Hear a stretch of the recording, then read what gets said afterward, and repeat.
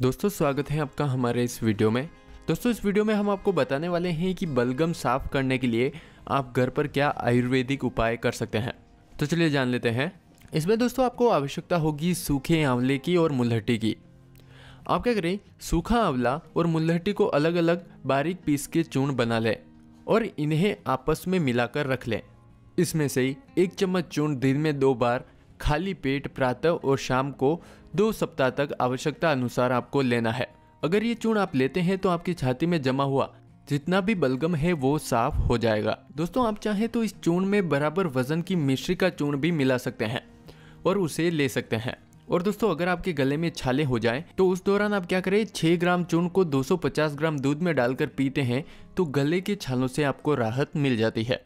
तो दोस्तों ये था बलगम साफ करने के लिए आप घर पर क्या उपाय कर सकते हैं। जानकारी पसंद आई हो तो चैनल ज़रूर सब्सक्राइब करें। धन्यवाद।